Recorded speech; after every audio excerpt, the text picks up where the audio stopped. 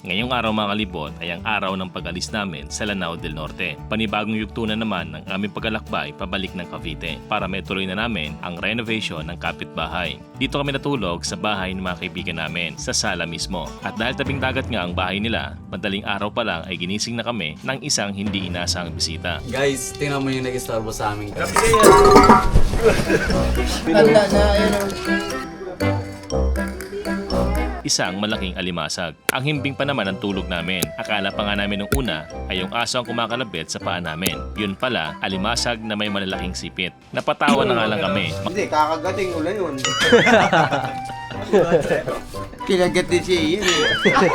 Akala niya si Citrin pa. Kala ko siya hindi ko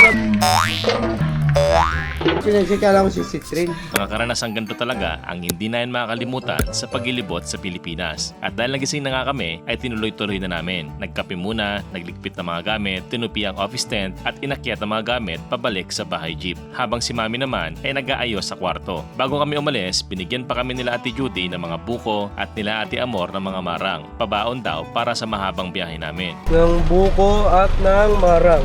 Ang babait talaga ng mga tao dito sa Lanao del Norte. Yung mga simpleng gesture na ganito, ramdam mo talaga ang puso at malasakit. Kaya naman, maraming salamat po talaga. Medyo may sakit pa nga si Ate Eds at hindi pa tuluyang magaling. Pero kailangan na talaga namin bumiyahe dahil sabik na kaming simulan ang pagtitinda ng kape. Si Buboy naman, sinisigurado na lahat ng storage ay nakalock. Ayaw na yung magkaroon ng aberya at may malaglag sa biyahe. Si Kuya Roger, sinisecure ang pagkakatali ng mga buko at mga marang na pabaon sa amin. Maraming salamat po Ate Judy, sa pamilya nyo at sa mga kaibigan nyo na tumanggap sa amin na parang sarili nyong pamilya. Salamat dahil pinaramdam nyo sa amin kung gaano kasarap tumira sa tabing dagat. Salamat po sa pagturo nyo sa Buko Farm, sa fish cage, sa experience sa magpakain ng mga bangus, sa kwentuhan at tawanan gabi-gabi. At syempre kay Leo na naging kalaro na nga ni si Trin, nalungkot daw siya nung pag-alis namin. At di raw kumain at lagi lang nakatingin sa labas na parang may hinahanap at inaantay.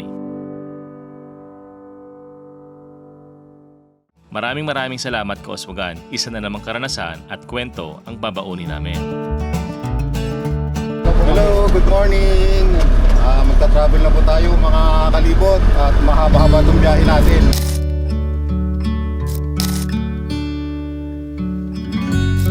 Ang oras natin ngayon ay 2:53 ng madaling araw. And papakita ko sa inyo itong ina-upload natin. Nasa 26% pa lang. Ganun katagal i-upload yung isang vlog. Ilang oras na. Tapos, ngayon, yung ini-edit kong vlog ay 26 minutes na. Pero, hindi pa yun polish. Pinag-iisipan ko guys kung matutulog na ako kasi 2:54 na. Tinatamad akong ligpit ng mga laptop. Siguro, I'll give it 1 more hour. Or dito na ako matulog sa tent. And nakaka 35 minutes pa lang tayo ng in-edit. Unang in-edit ko kanina is ina-upload na natin and currently at 34%. And then, ito yung pangalawa. Hindi ko na kayang tapusin talaga. Feeling ko, kailangan ko na matulog din pagising, edit ulit. Dito na ako matutulog mga kalibot. Naglatag ako ng folding bed. Tapos sinara ko lang to para pag umulan di ako babasa. Pero dito bukas lang tsaka yan para may hangin.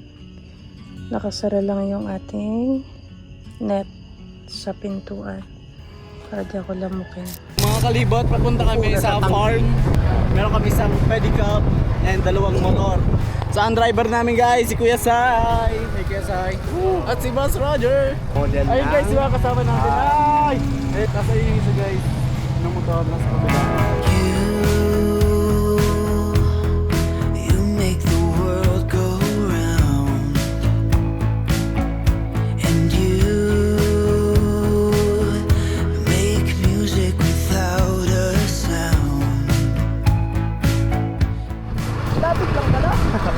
Inantay lang ata tayo. Ang lapit lang pala, dati lang ako. Wala pa, hindi pa nag-reboot. Uy, pahingi nga ako, may dala ka? Yan nga eh. Yung glow sunscreen muna kayo guys. Oo, sa man nilakad na lang natin. Guys, sunscreen. Mahilig kami lumabas kapag mainit. Buti na lang meron kaming Yo Glow. Shout out sa Yo Glow, babe. You Glow. Mabinas. Mapagbinas ka. Hawakan mo. Jump. Ang likot eh. Oh, Boss Roger. Dito na ba? Oo, tinatadaan. Sila dyan, Norma. Shout out, mi amor. Yan. Mi amor, shout out. Kayate mo, kayate mo. Ay, ato may kalintawak, pagpagwan may maputo, Sila kanina ba? pagputo. Ang kintab ng ano mo eh, no? Ang kinis ng ano mo ba ng skin tone mo. Di ba? Oh no! Guys, yung mga kasama natin ngayon, guys.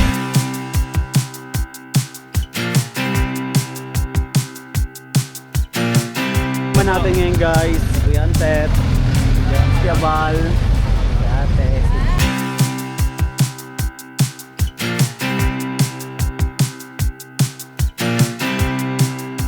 Oh boy. Kuya Sai, sila Ian, Kuya Edwin. So, let's go!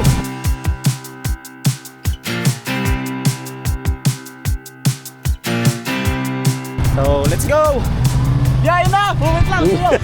Game! Larga! Abate! Let's go!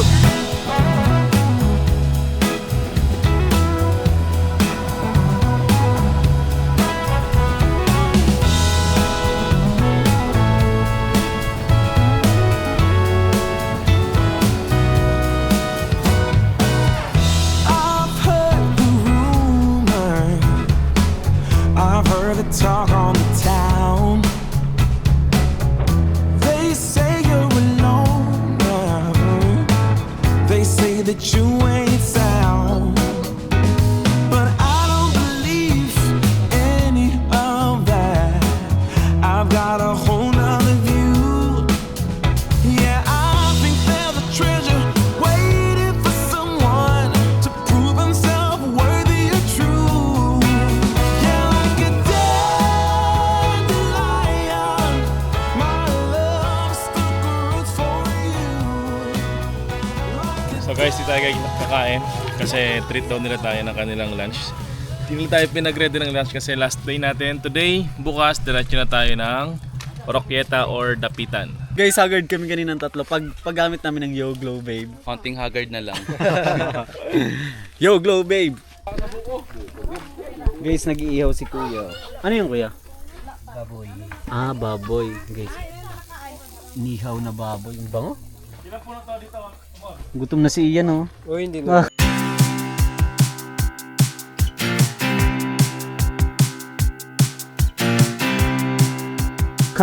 Konti lang. Kunti lang. Tapos dito guys, nandito sila. Hello po kaya. Kuya, anong pangalan nitong farm? Anong pangalan nito kayang farm? Organic farm sa ano? Sa municipal ng Aswag. Ah! Ano, pabayaan na eh. Pabayaan. Dati dito, mga Amerikano, mga foreigner, dito lahat dito pumupunta. Kaya nga, binlagyan kami ng karsada dito. Okay. 2 beses kami nanalo sa organic. Galing. Ito yun, certified kami sa PGS Tukwa. Oo. In case nakalagay yun, World Organic Congress. Hello po. Si Kulot. Artista na si Kulot eh. Tingnan mo yun eh. Gaway-gaway ba? Nakabidyo. Lola, Lolo, di rin ako. Artista na ko ba? Oh my God! Meron na dito ang malapit na ilog. Pag bumili tayo guys ng lupa balang araw, yun yung gusto ko. Meron source ng tubig. Hey! Para ano, Ay, kukuha namin picture ng puno na marang. Alin? Hindi naman yun eh. Di yan. Ayun oh. Ay, Kita ko nga yung dahon. Ito pala yung Si puno Leo. Kayumito. Kayumito.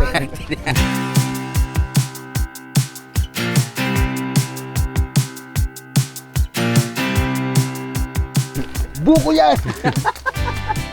Ayun, tingnan mo yun. Ayun oh. So ayan guys, makikita nyo, napaka-safe dito guys. Ayan, may ahas! Ay, ito yung pang prank ah. Yung may ahas. Oo. Kunwari, di ba nalakad dito? Nalakad. Tapos, uy! Para ba tunog nung parang tunog ng... Anong chit-chit-chit? Ay, ito maliit lang.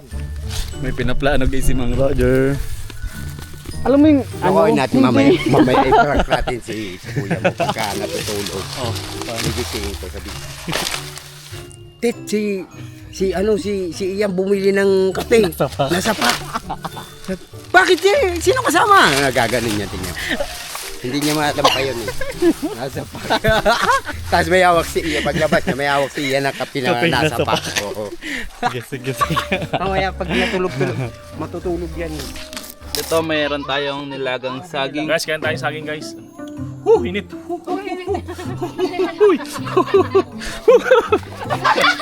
Init. Oh, Sir, makikita yung sarap ng buko nila, sir. ang galing na naman yan. You know? Guys, kain tayo guys.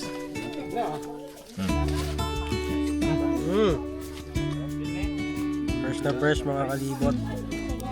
Up. Guys, buko. Sagana nila sa buko. Sarap.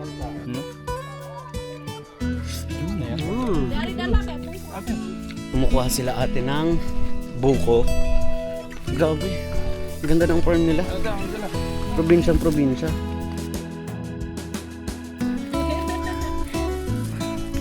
Normal day. Saan ito ilalagay, te? Dun.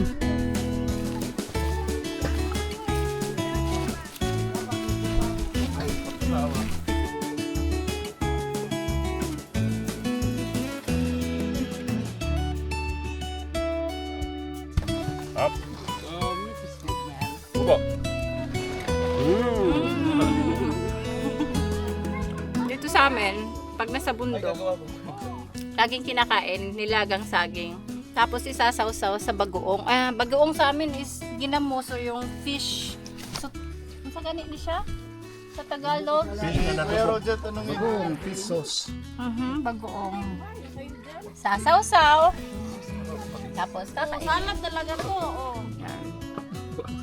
Guys, kasama natin si Kagawad Amor. Hindi. Okay. Gagawa siya ng daming buko guys. Oh. Buko salad. Yan oh. Banday na sila na Oh, Mayura. Dili kong Mayura, kagawad pala na. First time ko itong gagawin na saging sa bagong. Kasi sa amin wala nagaganito. Yan, Ang init. Pero masarap siya guys. Parang kamote lang na sinawsaw sa bagoong. Tamis ah. Yan. Naunahan. Guys. Tamis no. Ang tamis guys, parang may sukan. Isang tamis ng ano parang alam niyo yung mga buko dyan sa tabing kalsada. Pero ito, natural. Ba't matamis po ang buko dito? Siyempre. bago. Hindi, sa iba kahit bago hindi matamis eh. Hindi, ilang araw na yan. Ilang araw na yan nakaano. Meron na yung salami. Tingin sila yung gano'ng karami buko namin dito. Sa bagong ano? Abot na ata to 20. Oh. Sabot sa buko. Ay, si Ian, sakto Baka may baka UTI. lahi ng buko. Tanggal ang UTI. Anong buko ba to? Buko pie. Ang tamis. Compared sa ibang mga buko na Ito yung bilog. Legit ba? Ibabalugan. Tikim nga. Bini na yan. Tikman mo naman yan. Tamis nga. Tignan natin Diba? yung isa. Yun yung bilog. Kung matamis ba or ano. Kumbaga, yellow na lang talaga, no? Kulang. Matamisan ba? Patikin mo niyan. Tikman mo to. Pares ba tayo magkaiba? Parang pares lang yan dati. Magkaiba? Pares tamis, matamis pa nga yun.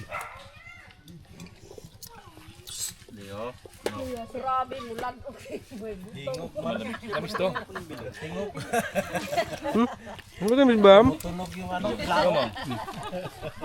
Ngayon, titikman naman natin tong bukong bilog kung matamis din. Pares lang yan boy sa atin, pares lang yan. Magkaiba kuya no? Oo, Mas yung, matamis yung mahaba. yung mga bababa. Itong bilog, sakto lang. Patigyan mo ko niyan. Yung usual na buko lang talaga. Ito yung normal na buko. Matamis guys yung native talaga. Yung ito guys, oh, yung may baba. You know, Yung mga bababa, matamis. parang papaya. I burned out like a wandering ember. I shone bright, then my journey was over. What I sought when I ran was back where I began. No matter the rain, no matter the storm, I'm coming home. I'm coming home. Leave open the gate. Don't turn off the light. I'm coming home.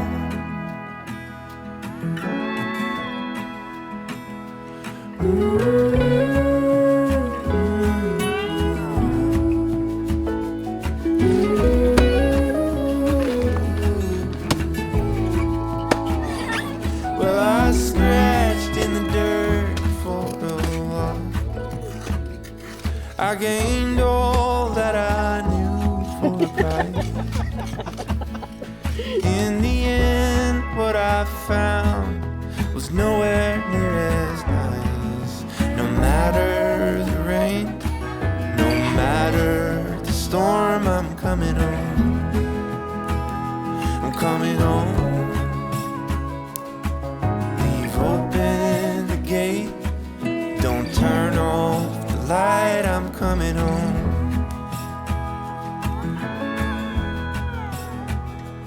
Though I fought with my claws and teeth. Hindi lang pala buko yung ginagawa nila rito. May mga dragon fruit din pala dito, lansones, and mga mangga. Marami rin sila dito. Dito lang yan sa Amor Farm. Actually, mga kalibot, sila rin yung supplier ng mga kahoy na ginagawang plywood. Yan. Si Kuya, Kajay. Guys, kain tayo guys. Ito yung ano, buko na matamis, mahaba yung baba. They call it native. Yun o. You know? Matamis din guys, pati yung laman. Kaya tayo. Para mabubusog na kayo ngayon ah. Kaya nga eh. Di pa tayo panangalian. Sa buko pa lang kasi mga kalibot, talaga mabubusog ka na. Ayun si Kuya Roger, tumulong na sa pagkakayod. Apat twin. Yung isa. Dahil napakaraming buko dito mga kalibot. Dito sa Lukuya, tsaka si ate nagpe-prepare ng pagkain. Yan. Ayan nga. Grabe naman yan. Ito. Wow! Ano to te? Sinugba na baboy. Kasi to kinilaw. O, kinilaw na kaning kuan.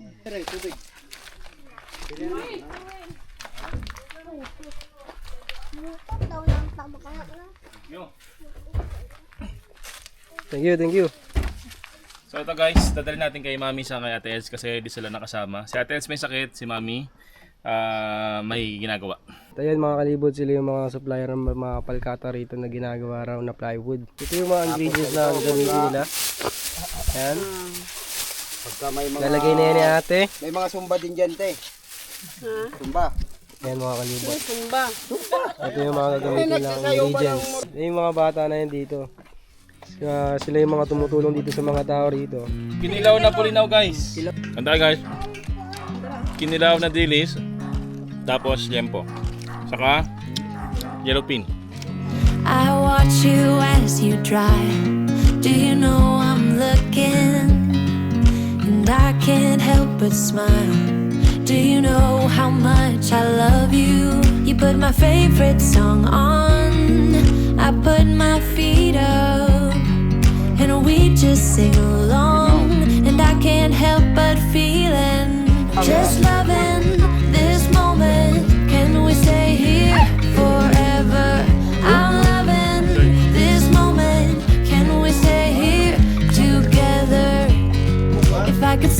time. Don't you know that I would? 'Cause I'm just loving this moment. Can we stay here forever? Forever. Forever. Forever. May kabayo dito na parang kalabaw. Nagbibitbit ng manggamit. Marang. Oh, napakaganda ng marang, oh. Yan, may dalang mga marang.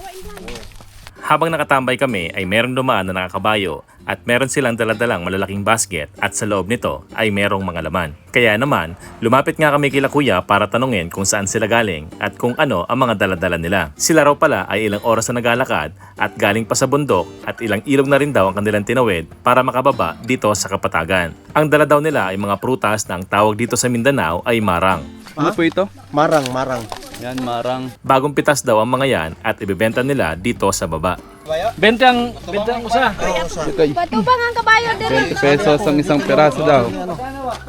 Bilang Tagaluzon, may halin tulad ko ang itsura nito sa langka na may kaliitan. Para din siyang gulay na kamansi at parang durian din ang kanyang itsura. Pero iba daw ang lasa nito at umaabot daw ang presyo niyan sa Maynila ng 250 pesos ang kada isang kilo. Dito naman daw kila kuya ay ibebenta nila ito ng 20 pesos ang kada isang piraso. At minsan, ang isang peraso pa lang daw ay lagpas na sa 1 kilo. Grabe guys, bigla akong napahanga kila kuya. Kasi kung iisipin, ilang oras sila maglalakad, tatawid ng ilang ilog para lang maibenta ang produkto nila na 20 pesos ang kada isa. Isa rin sa nakakatuwa sa kanila ay dahil hindi nila pinapabuhat ang lahat ng dala nila sa kabayo. Napansin ko nga na kahit hindi pa puno ang basket ng kabayo ay si kuya ay meron ding pasan-pasan na basket. So guys, pinapadala sa kabayo. Yung isa naman, doon, binibitbit na lang ng mga tao. Dito mo walang bunga.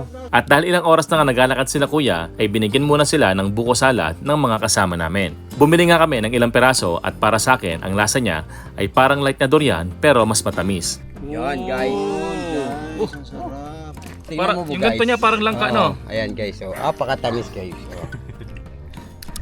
Tamis. Sa iba ko naman mga kasama, ay para daw siyang overripe na saging na lakatan. Pag kumain ka nito ay para kang kumakain ng lansones. Pero ang bilis niyang paghiwalayin ng buto dahil malambot at madulas ang laman nito. Ang dala daw pala nila kuya ngayon ay aabot ng 50 piraso. Tapos 4 daw sila maghahati-hati sa kita. Silang 3 magkakasama at yung pang-4 daw ay para sa may-ari ng kabayo. Saludo kami sa mga katulad nila kuya. Masipag, matyaga, at ilang oras naglalakad para makapaghanap buhay at para kumita ng tama para sa pamilya. Guys, pabalik na kami. Baba na ulit kami. Bye-bye po. Ngayong araw mga kalibot ay hindi lang lasa ng marang ang tumatak sa amin, kundi pati na rin ang kwento ng sipag at sakripisyo ng mga mag-asaka dito sa Kauswagan, probinsya ng Lanao del Norte.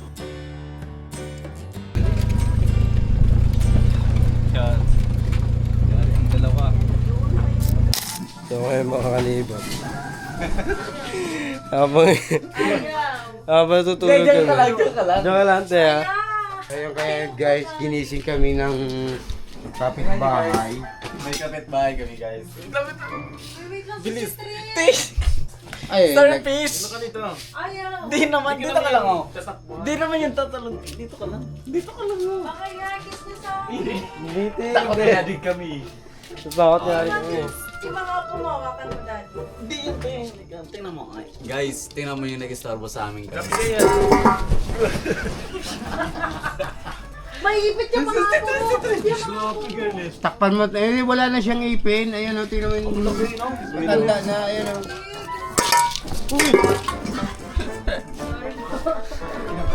Ngayon di ba sige.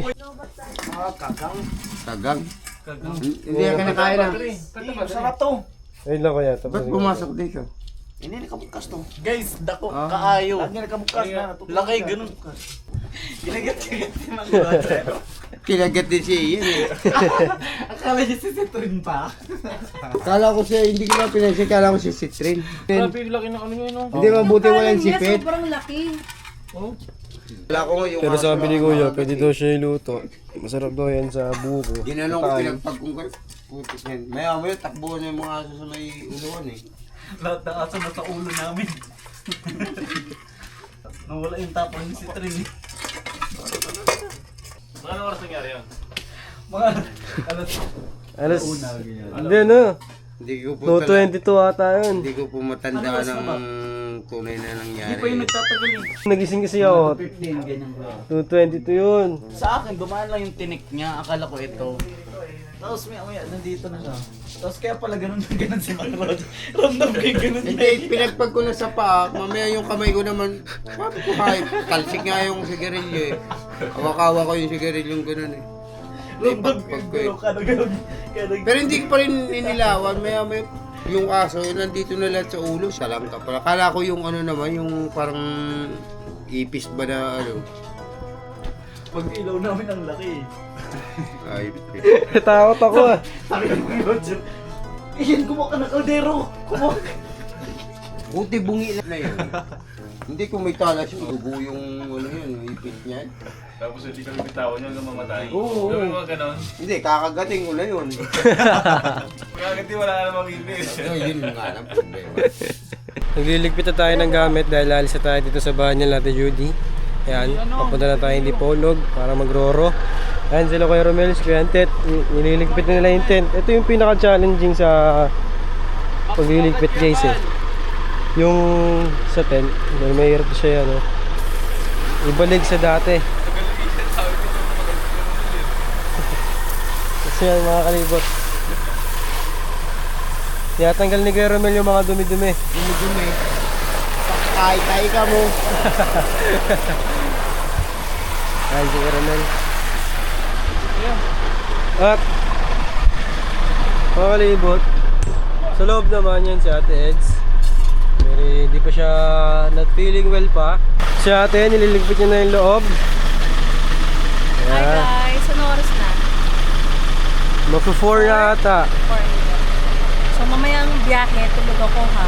Pinatulog niya kami para may ano, hindi kami tulog sa biyahe. Kuya, kuwan kuya. Ito sila kuya, iangat na yung tent.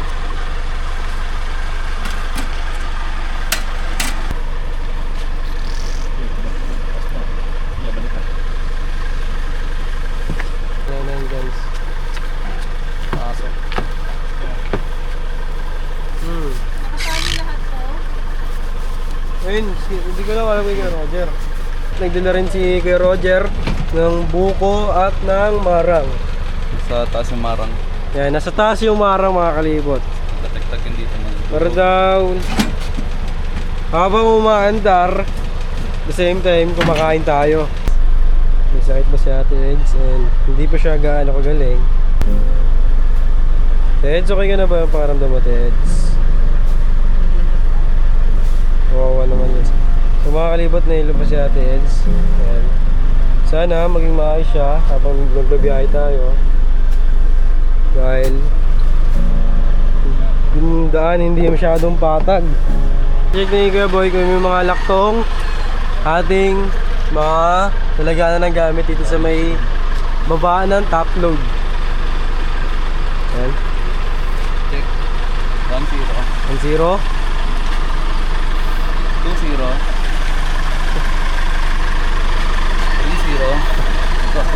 At ayan si Kuya Val, pinapakilisin niya na yung bahay jeep dahil maya maya ay magbiyahe na tayo.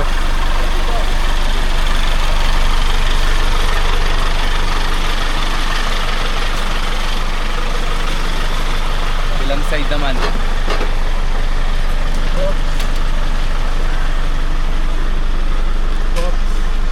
Good, good, good. All goods. All good. Ah. At ayan si Boss Roger. Inayos niya ng mga tali itong mga buko para hindi siya malaglag habang umaandar dahil baka makaparwisyo tayo. Salamat po. Saan si ano? Saan si... Sorry, hindi pa ako nagbibihis. Abay po, Ate Jo. Abay po. Tuloy na po kami, sir. Sino masasiyan? Nice meeting you. Salamat sa mga bagay-bagay. Isay, bye-bye, Isay. Sa Ate Judy, saan si Ate Judy? Next time, Kuya Jay. Ayan, hindi na tandroy sila. Kuya Sai, di tayo nakapamana. Ha? Di tayo nakapamana. Next year. Next time, pagbalik namin. Si Ate Jo tulog. Andun sila. Andun si Ate Jo. Where's Cutilin? Until next time. Next year. Kuya Edwin, paalam na kay Edwin. Bye-bye sa inyo. Thank you sa pagpapapera mo ng motor. Thank you sa pagkatid sa amin kanina, Kuya Edwin. Kuya Roger, bye-bye na. Bye. Ingat kayo. Ingat kayo ha. Ingat kayo. Salamat po. Maraming salamat po. Thank you po. Sir po. Bye Leo. Bye Leo. Oh, bye Leo. Tama na si Leo? Hey guys, si Kuya Edwin, sila yung sumama sa amin kanina. Papunta ang bukid para kumain. Ilibre nila tayo ng pagkain. Ayan, tapos binigyan nila tayo ng fresh na buko. Salamat po, bye-bye po. Bye-bye. Ingat kayo. Si Judy, bye-bye po. Makaso. Sisipon ako. Sila Jo. Kuya, Alis na! Alis na! pinunasa ko na ng paa ko yun. Kuya, pinabasin. Sa loob na ba? Okay. Pinunasa ko na ng paa yan. Leo, paalam mo na kasi Trin Leo.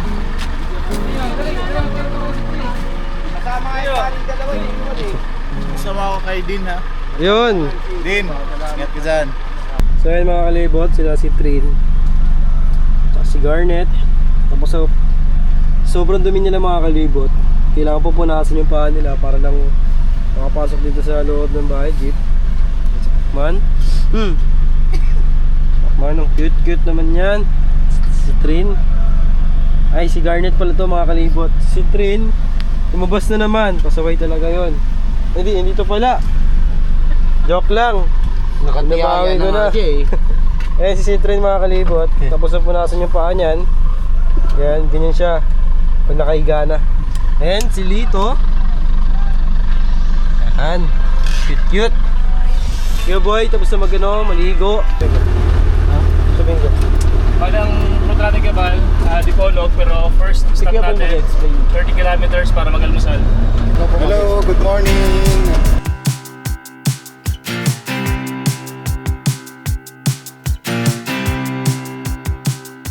Hello, good morning.